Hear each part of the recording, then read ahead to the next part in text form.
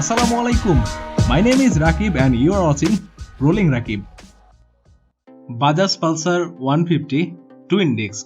ও আচ্ছা, এখন তো ABS সংস্করণ এসে গেছে, সো এটাকে বলতে হবে Bajaj Pulsar 150 twin disk with single channel ABS। নামটা না এখন অনেক বড় হয়ে গেছে।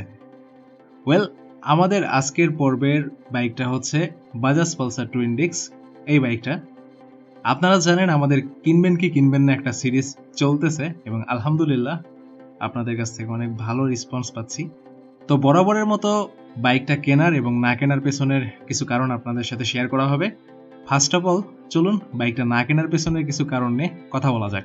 Bajaj Pulsar twin disk 150 single channel ABS, এই বাইকটা পছন্দ করবে না এরকম মানুষ হয়তোবা খুব একটা নাই, মানে খুঁজে পাওয়া একটু মুশকিল হয়ে যাবে, কারণ পালসার ব্র্যান্ডটা বাজাজ ব্র্যান্ডের পালসার বাইকটা কম বেশি সবারই পছন্দের। এর প্রধান কারণটা হচ্ছে এই বাইকের স্ট্যান্ডার্ড লুকস, যেটা সব বয়সের মানুষের সাথেই মানানসই। এখন না কেনার পিছনের কারণটা হচ্ছে প্রাইস, কারণ বর্তমানে প্রাইস কিছুটা কমছে হয়তোবা ঈদ অফারের জন্য, কারণ এটা তো সবসময় আর থাকবে না। কিন্তু আপনার বাজেট যদি 1,80,000 থেকে 1,90,000 টাকা বা 1,70,000 টাকার মধ্যেও হয়, বাজাজ পালসার টুইন ডিস্ক ব্যতীত আরও কিছু বাইক রয়েছে। বাজাজ পালসার সিঙ্গেল ডিস্কও রয়েছে যদি আপনি পালসারই কিনতে চান। ওই ঘুরে ফিরে একই ইঞ্জিন পাচ্ছেন আপনি বাজাজ পালসারের সিঙ্গেল ডিস্ক ভার্সনে এবং টুইন ডিস্ক ভার্সনে। পার্থক্য হচ্ছে এখন সিঙ্গেল ডিস্কে মেবি ABS নাই, ইয়েস সিঙ্গেল ডিস্কে ABS নাই, বা টুইন ডিস্কে ABS দেওয়া হয়েছে। এখন কম্পেয়ার করতে গেলে অন্য অন্য বাইকের সাথে কিন্তু এই পালসারের ABS দেওয়ার যে দামটা বেড়েছে এটা আমার মনে হয় না খুব একটা বেশি হয়েছে। ইয়েস, এটা ওভার প্রাইস, কিন্তু আমি যদি একটু কম্পেয়ার করি, যেমন হোন্ডা CB হর্নেট 160R, এই বাইকটার সিঙ্গেল চ্যানেল যে ABS ভার্সন এটার দাম 2.5 লক্ষ টাকা প্লাস। সেই হিসেবে এটার দামটা মোটামুটি আমার মনে হয় ঠিকঠাকই রয়েছে, যদিও এটা ওভার প্রাইস। আর ABS ব্রেকিং এর মধ্যে কিন্তু কম বেশি রয়েছে, এটার জন্য দামের তারতম্য হইতে পারে। যাকে না কেনার পেছনে যে কারণগুলো নিয়ে কথা বলতেছিলাম সেটা হচ্ছে বাইকটার ইঞ্জিনের সাউন্ড। পালসারের অন্য অন্য ভেরিয়েন্টের থেকে এই বাইকটার ইঞ্জিনের সাউন্ডটা তাড়াতাড়ি নষ্ট হয়ে যায় এবং দেখা যাচ্ছে কিছুদিন পরপরই এটাকে সলভ করতে হয়। ইঞ্জিনের সাউন্ডের সমস্যা তার মানে এই না যে ইঞ্জিনটা কিন্তু খারাপ। আসলে পালসারের ইঞ্জিনের সাউন্ড আসে, এটা আমাদের জানা কথা, না বললেও চলে। এখন বিষয়টা হচ্ছে এটা সলভ করা যায়, বাট বাইকটা কিনলে এই বিষয়টা আপনাকে ফেস করতে হবে, এজন্যই কথা বলা। আরেকটা বিষয় হচ্ছে এটা আসলে একটা ইউজার রিভিউর মতোই কথা হয়ে যাবে। বাজাজ পালসার টুইন ডিস্ক এই বাইকটা আমাদের সব জায়গায় এখন দেখা যায়। সো আমার শ্রদ্ধেয় ভাই ব্রাদার্স যাদের কাছে আছে, সো তাদের মধ্যে অনেকেই আমাকে এই কথা বলছে যে তাদের নাকি নির্দিষ্ট সময়ের আগেই এই বাইকটার ক্লাস প্লেট পরিবর্তন করতে হয়েছে। অ্যান্ড বিষয়টা হলো এটা কি শুধু তাদের সাথেই হয়েছে? তাদের সাথে বলতে কিন্তু আমি একজনের কথা বলতেছি না। সো ডেফিনেটলি এখানে ইঞ্জিনের একটু ইস্যু আছে ক্লাস প্লেটে। আরেকটা বিষয় যেটা হচ্ছে আমরা কিন্তু বাজাজের কাছ থেকে বাইক কিনি, এর পেছনের মেন একটা কারণ, মানে মেন কারণ বললে ভুল হবে না, যে বাজাজের ম্যাক্সিমাম যে বাইকগুলো রয়েছে এগুলোর স্পেয়ার পার্টসের দাম কিন্তু মোটামুটি অন্য অন্য বাইকের থেকে কম, এবং স্পেয়ার পার্টসের অ্যাভেলেবিলিটি এটাও কিন্তু খুব ভালো। মোটামুটি সবসময় এই বাইকের স্পেয়ার পার্টস পাওয়া যায়। কিন্তু সমস্যা হচ্ছে পালসারের যে অন্য অন্য ভেরিয়েন্টগুলো রয়েছে, পালসার নিয়ন হোক বা আপনার সিঙ্গেল ডিস্ক হোক বা UG আপনার 4 হোক, সেগুলোর থেকে কিন্তু এই বাইকটার মানে বাজাজ পালসার 150 টুইন ডিস্ক এই বাইকটার পার্টসের দাম কিন্তু তুলনামূলকভাবে একটু বেশি। আরেকটা বিষয় এটা আমার পার্সোনালি ভালো লাগে না, সেটা হচ্ছে আগে কিন্তু বাজাজ পালসারে MRF এর একটা টায়ার দেওয়া হতো, ওটাও মনে হয় রেডিয়াল টায়ারই ছিল, কিন্তু বর্তমানে একটা অফরোডিং টায়ার দেওয়া হচ্ছে। আপনারা খেয়াল করলে দেখবেন বাইকের যে রেয়ার টায়ারটা দেওয়া হয় এটা মোটামুটি অনেকগুলো বিট রয়েছে, মোটা বিট, যেটা আসলে অফরোডিং টায়ার।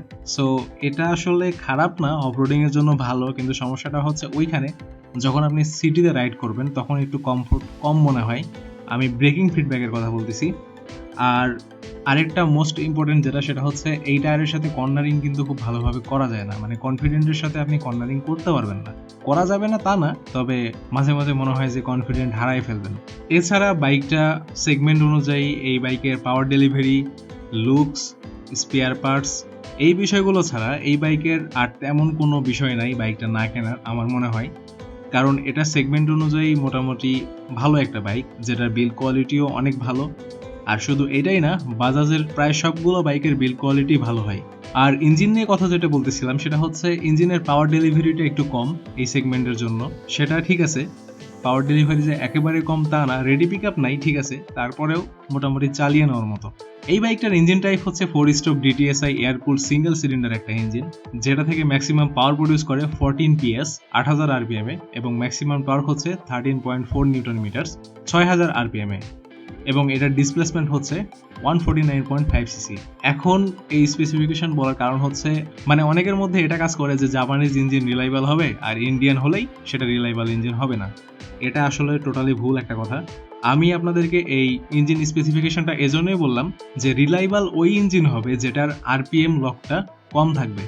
আরপিএম লকটা যদি আরপিএম বেশিতে থাকে তাহলে ওটা রিলায়েবিলিটি কম হয়। যেমন এই বাইকটা 8000 RPM এ লক এবং টর্কের ক্ষেত্রে 6000 RPM এ লক করা। সো এটা একটা কমিউটার সেগমেন্টের বাইক, তার সাথে কুলিং সিস্টেমটা হচ্ছে এয়ার কুলিং। আপনারা জানেন যে এয়ার কুলড ইঞ্জিনগুলো ঠান্ডা হতে বেশ সময় লাগে। সো যত কম RPM এ ইঞ্জিনটা চলবে তত কম গরম হবে, সেক্ষেত্রে ঠান্ডা হওয়ার সময়টাও কিন্তু কমে আসবে। আর বেশি RPM এ যদি বাইক রান করেন তাহলে ইঞ্জিনের যে সূক্ষ্ম সূক্ষ্ম পার্টস রয়েছে এগুলোর মানে ঘূর্ণায়মান গতিও কিন্তু বেড়ে যাবে। মানে RPM এর মিনিংটা তো আমরা জানি, রেভলিউশনস পার মিনিট, মানে ইঞ্জিনের ভেতরে যে পার্টসগুলো রয়েছে এগুলো 1 মিনিটে কতবার ঘুরবে এটাই হচ্ছে RPM। Bajaj Pulsar twin disk এই বাইকটার maximum power 14 PS 8000 RPM A. That means 1 সেকেন্ডে যদি আপনি একবারে হাই RPM এ বাইক চালান তাহলে বাইকটা 1 সেকেন্ডে 8000 বার রেভলিউশনস করবে। মানে বুঝতেছেন, অনেক জোরে ঘুরবে কিন্তু। সো এটা যদি 10,000 10,500 পর্যন্ত থাকতো, একটা এয়ার কুলিং ইঞ্জিন হিসেবে হিটিং ইস্যুটা কিন্তু আরও বেশি হইতো। সো আমার মনে হয় যে এটা যথেষ্ট একটা রিলায়েবল ইঞ্জিন। এবং বিল কোয়ালিটির যে কথাটা বললাম সেটাও অনেক সুন্দর, কারণ বাজাজের যে পালসার এই মডেলটা এটা কিন্তু আমাদের দেশে অনেক আগে থেকে অ্যাভেলেবল, এবং স্টিল এটা গুড এনাফ টাচের সাথে বানানো হয়, এর বিল কোয়ালিটিটাও অনেক ভালো। সো বলতে বলতে আমরা কিন্তু কথা বলতেছি বাইকটা কেনার পেছনের কারণ নিয়ে। সো কেনার পেছনের কারণের সব থেকে বড় কারণ হবে যদি আপনি পালসার লাভার হন। এছাড়া কিন্তু এই সেগমেন্টে আরও বাইক রয়েছে, RTR 162V রয়েছে, হোন্ডা এক্স ব্লেড রয়েছে।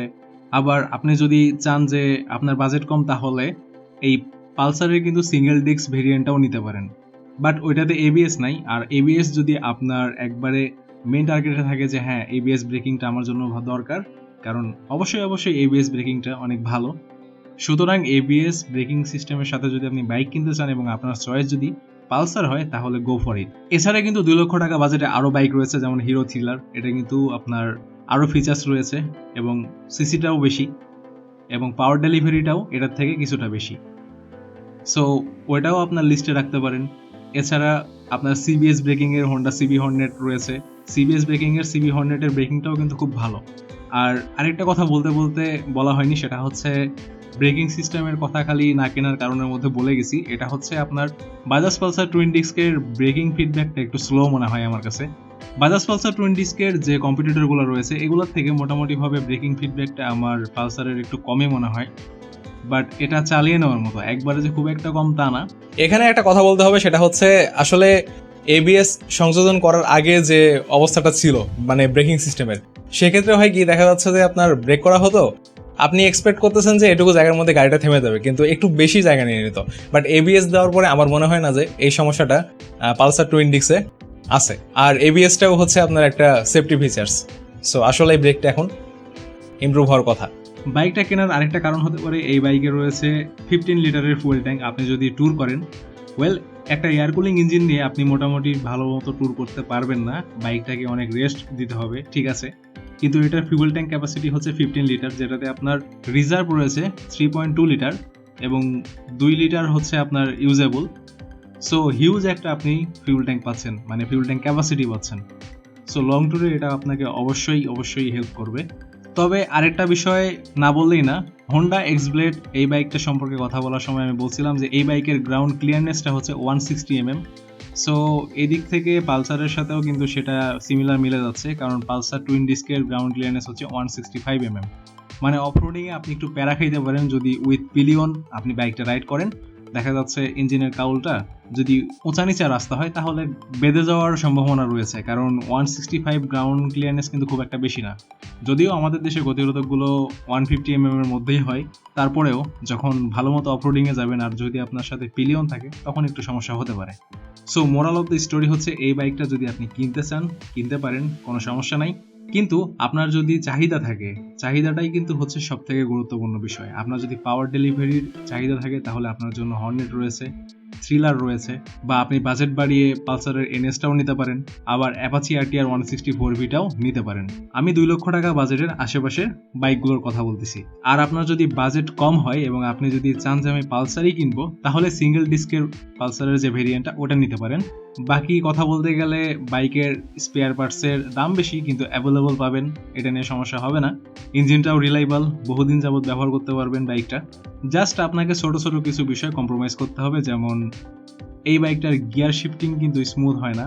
যদিও যারা পালসার লাভার বা পালসার বাইক ইউজ করেন তারা এটা হয়তো ইউজ টু হয়ে গেছেন, বাট শুরুর দিকে এটা নিয়ে একটু সমস্যা হয়। মানে স্মুথ না বলতে গেলে স্মুথ, কিন্তু সমস্যাটা হচ্ছে নিউট্রালের ক্ষেত্রে হঠাৎ করে দেখা যাচ্ছে সেকেন্ড গিয়ারে চলে গেছে, না হলে ফার্স্ট গিয়ারে, মানে নিউট্রাল করতে একটু সমস্যা হয়। তবে এটা আপনি ইউজ করতে করতে ইউজ টু হয়ে যাবেন এক সময়। আর কোনো বাইকই কিন্তু অলরাউন্ডার হয় না, মানে সব দিক থেকে পারফেক্ট হবে না। সো কিছু পজিটিভের জন্য কিছু নেগেটিভকে গ্রহণ করতেই হবে। যেমন হোন্ডার বাইকের কথা বলি, হোন্ডার বেশ কিছু বাইকে কিন্তু আপনার চেনের নয়েজ থাকে। এছাড়া অন্য অন্য বাইকের ক্ষেত্রে যেমন অ্যাপাচি আরটিআর এর ভাইব্রেশন নিয়ে অনেক কমপ্লেন রয়েছে, বাট সঠিক মাত্রায় যদি আপনি ইঞ্জিন অয়েলের গ্রেডটা যদি ঠিকঠাক রাখেন তাহলে এই ভাইব্রেশন কিন্তু অনেকটাই কমে যায়। সো আপনি যে বাইক ইউজ করেন অ্যাজ এ বাইকার হিসাবে আপনার এগুলো গুরুত্ব দেওয়া উচিত, যেমন সঠিক গ্রেডের ফুয়েল, সঠিক গ্রেডের হচ্ছে ইঞ্জিন অয়েল, নিয়মিত টায়ার প্রেশার ঠিক রাখবেন, বাইকের এক কথায় মেনটেন্যান্সের মধ্যে রাখবেন। দ্যাটস ইট, তাহলে বাইকও আপনাকে যথেষ্ট ভালো ফিডব্যাক দিবে। তো ভাই ব্রাদার্স, এই ছিল আজকের এই ভিডিওর জন্য। আসলে ভিডিওটা একটু লম্বা হয়ে গেছে আর কয়েক দফায় কথা বলছি। সো আসলে এই বাইকটা আমার অনেক পছন্দের বাইক, তো একটু এক্সাইটমেন্ট কাজ করছে, কয়েক দফায় দফায় কথা বলছি। অ্যান্ড অ্যাটলিস্ট হয়তো আমি আপনাদেরকে মোটামুটি ধারণা দিতে পারছি। আর যদি কোনো কোশ্চিন থাকে তাহলে অবশ্যই কমেন্ট করবেন, কোনো সমস্যা নাই, ইনশাল্লাহ আমি রিপ্লাই দেবো। এবং এই সিরিজটাতে প্রত্যেকটা বাইক নিয়ে কথা হবে, সো স্টে টিউন। মানে আমি আপনাদের সাথে দেখা করতেছি এইভাবেই নতুন কোনো ভিডিও নিয়ে। সে পর্যন্ত ভালো থাকবেন, সুস্থ থাকবেন, আল্লাহ হাফেজ।